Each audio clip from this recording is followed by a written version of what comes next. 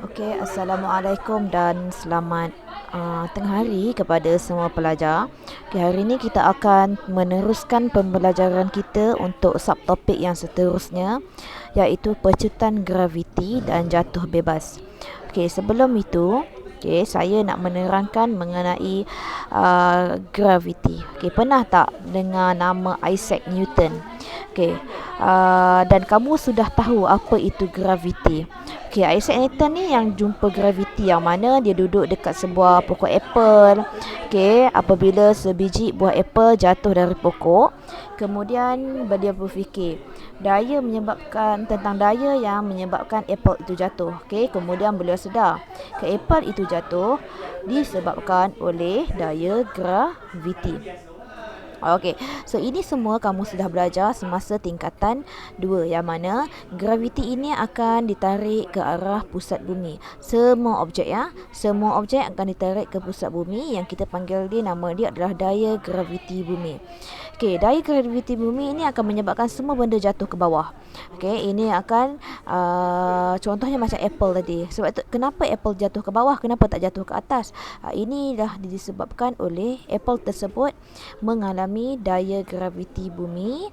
Okey, jatuh akibat daya graviti bumi yang mengalami pecutan graviti.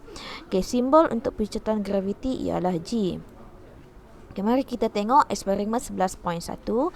Okay, ini eksperimen menentukan nilai pecutan graviti G yang menggunakan jangka masa detik. Okay, nanti kamu akan set up bahannya seperti ini. So, radas dan apit, nanti kamu akan jatuhkan pemberat ni. Okay, so kita nak tengok berapakah jangka masa titik ini dia punya pergerakan dia. Okay, so nanti kamu akan mencari halaju awal, halaju akhir. Ikut kepada dia punya ni. Mungkin yang ni dia laju, kemudian dia akan semakin slow. Kemudian kirakan dia punya pecutan. Halaju akhir tolak halaju awal, bahagikan dengan masa. Jatuh bebas. Apa itu jatuh bebas? Sesuatu objek dikatakan mengalami jatuh bebas apabila jatuh di bawah tindakan daya graviti sahaja. Contohnya sehelai kertas, sehelai kertas dia jatuh bebas kerana gerakannya dipengaruhi oleh rintangan udara. Maksudnya dia jatuh melayang-layang-layang. Objek sebabnya ada rintangan udara. Objek jatuh bebas mempunyai pecutan graviti yang sama tanpa mengira jisim dan bentuknya. Tapi jatuh bebas ni sebenarnya hanya berlaku dalam keadaan vacuum. Yang mana ruang tiada udara. Ruang tak ada udara, so dia tidak dihalangi oleh apa-apa udara. Vacuum ni maksudnya ruang yang mana dia tiada udara. Contoh macam kebuk vacuum. Sehelai bulu ayam dan bola yang jatuh ke dalam ketinggian yang sama akan mendarat pada masa yang sama. Sebab apa? Sebab dia tiada rintangan udara. Rintangan udara. Kalau contohnya macam keadaan kamu sekarang ni, dia mempunyai rintangan udara. Tapi kalau contohnya kamu letak di dalam satu kebuk vacuum, iaitu vacuum ni maksudnya tempat yang tak ada udara. Bulu ayam dengan bola tadi akan jatuh pada masa yang sama. Walaupun kamu tahu bahawa bulu ayam adalah lebih ringan daripada bola, so confirm lah bola akan jatuh dulu banding bulu ayam. Tetapi oleh sebab vacuum ni, keadaan kebuk vacuum ni tiada udara, so tiada rintangan udara. Oleh sebab itu, hasil yang kamu akan dapat, bulu ayam dan bola akan mendarat pada masa yang sama. Contohnya penerjun udara. Graf gerakan untuk objek yang mengalami keadaan jatuh bebas. Bila satu objek dijatuhkan, halaju pada awalnya adalah kosong, dan halaju dia akan semakin bertambah. Sebab tu dia laju jatuh ke bawah. Kamu boleh tengok graf halaju masa.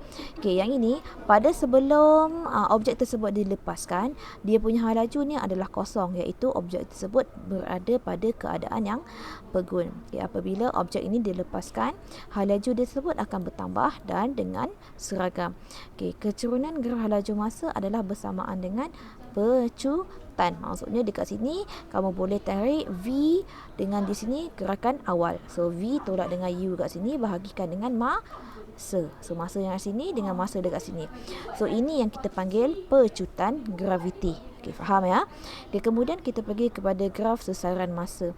Okey, graf sesaran masa dia akan dapat lekuk macam ni. Okey, yang satu, sebelum dilepaskan sesaran objek adalah sifar, objek berada dalam keadaan pegun. Okay, kemudian sebaik objek itu dilepaskan, objek tersebut bergerak dengan hal laju yang kecil. Okay, hal ini dapat kita lihat melalui kecurunan yang kecil. So nampak kecurunan dia pun kecil. Di sini bila nak kira kecurunan dia, kamu kena buatkan dia punya segi 3.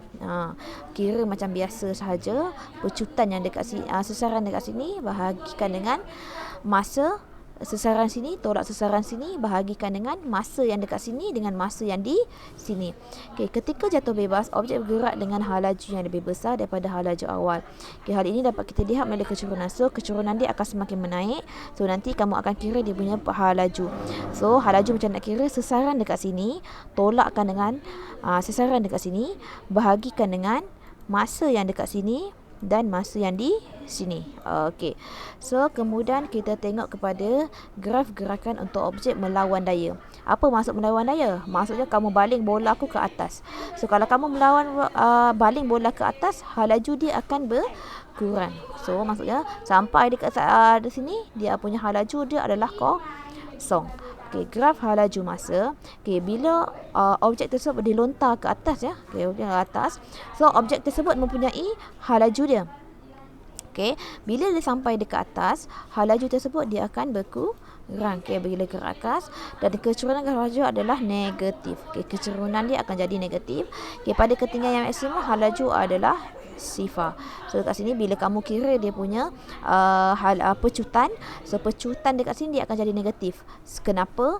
Okey, sebab pecutan dekat sini jadi kosong. So kosong tolak V ni letaklah 3. So kosong tolak 3 akan jadi negatif 3. So that's mean negatif itu mengalami pecut ataupun kita panggil dia sebagai anti-gravity. Okey, kita pergi kepada graf sesaran masa. Okey, yang mana bila objek tu sesaran ni jarak lah ya, bahagikan dengan dengan masa, yang mana sebaik sahaja objek itu dilontarkan ke atas, objek bergerak dengan hal laju V. Okey, dia akan bergerak pada hal laju V. Pada masa yang sama, sesaran objek berubah dengan cepat. Objek akan bergerak dengan hal laju yang semakin kurang pada ketika ini, dan pada ini pula sesaran adalah maksimum, iaitu hal laju akan menjadi sifar, yang mana objek akan berhenti buat seketika sebelum jatuh ke bawah. Okey, hal laju dekat sini sifar dan akan berhenti sebelum jatuh ke bawah. Okay, kita akan tengok eksperimen 11.2 yang untuk mengkaji masa diambil oleh objek jatuh bebas dan bukan jatuh bebas. Okay, ini eksperimen pun kita akan tengok sama ada dalam kehadiran udara, sama ada ataupun vacuum, maksudnya tak ada udara, berapakah masa yang diambil. Okey, so itu sahaja untuk bab ini. So, sila siapkan nota dan latihan dalam buku latihan dan buku kerja. Okey, untuk minggu ini isikan tempat kosong ini dan esok nanti saya akan bagi semakan untuk buku kerja. Okey, sekian, terima kasih.